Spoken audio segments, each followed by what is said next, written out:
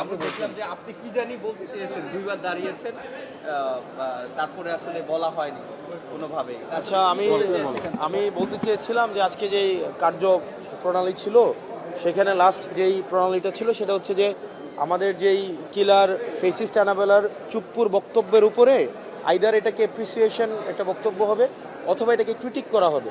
কিন্তু আমি দেখতে পাচ্ছিলাম যে অধিকাংশ সংসদ সদস্যই, অধিকাংশ নয় অলমোস্ট সবাই, এটা হচ্ছে দেখা যাচ্ছিল এলাকা ভিত্তিক বিভিন্ন বিষয়গুলো নিয়ে কথা বলছিল। তা আমি স্পিকারের কাছে জানতে চাচ্ছিলাম যে এটা রেওয়াজ কিনা সংসদের, কারণ রুলস অফ প্রসিজারে একটা লেখা আছে একটা বিষয় নিয়ে কথা বলা হবে, কিন্তু বলা হচ্ছে আরেকটা টপিক নিয়ে।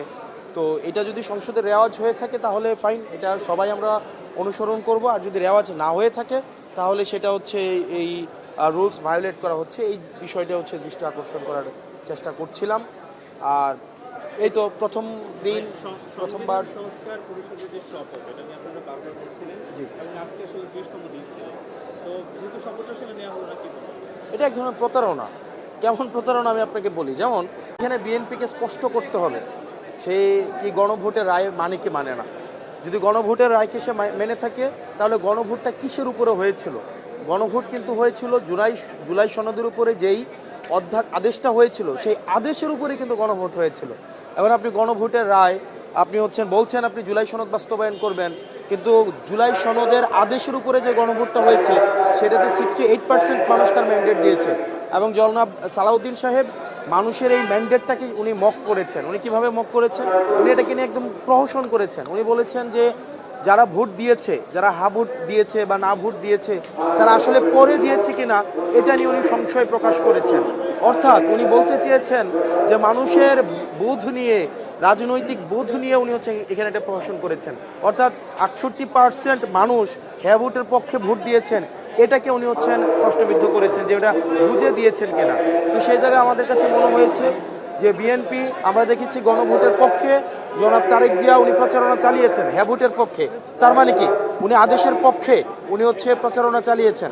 এখন আদেশের পক্ষেও প্রচারণা চালাইলেন, গণভোটের পক্ষেও প্রচারণা চালালেন। এখন এসে আপনি বলছেন যে কনস্টিটিউশনকে, বিদ্যমান যেটা 72-এর সংবিধানকে আপনি রেখে দিয়ে সেটার আলোকে আপনি রিফরমেশন প্রক্রিয়া আগাবেন, যেটা এক ধরনের জাস্ট এটা আপনার একটা ডুয়েল একটা স্টেট, এবং এটা এক ধরনের দ্বিচারিতা।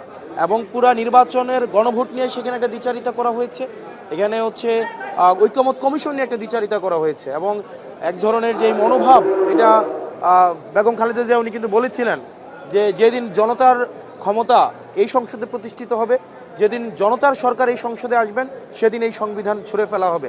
আজকে বিএনপির কার্যক্রমের মধ্য দিয়ে এটাই প্রমাণিত হয়েছে। বেগম খালেদা জিয়া যেমনটা বলেছিলেন যে জনতার সরকার যদি এসে এই সংবিধানকে ছুঁড়ে ফেলা হবে, কিন্তু আমরা দেখলাম যে এই সংবিধানের প্রতি যেই আন্তরিকতা, যেই ভালোবাসা, যেমন আমরা দেখেছি আওয়ামী লীগও বলতেন যে সংবিধানের বাইরে কোনো কিছুই হবে না, একই ধরনের ইকো আমরা দেখতে পাচ্ছি। এবং বেগম খালেদা জিয়া যেটা বলেছিলেন যে জনতার সরকার আসলে এই সংবিধানকে ছুঁড়ে ফেলা হবে, এটা আসলে ছুঁড়ে ফেলার এই কাজটা হয় নাই। তার মানে জনতার সরকার এসছে কিনা এই জিনিসটা এখন আপনারা প্রশ্ন করবেন। যাক, ধন্যবাদ আপনাদেরকে। আপনারা তো এখন বিরোধী দল থেকে সিদ্ধান্ত নিয়েছেন, স্পিকার যেহেতু নোটিশ দিতে বলেছেন, নেতা বলছেন নোটিশ দিবেন।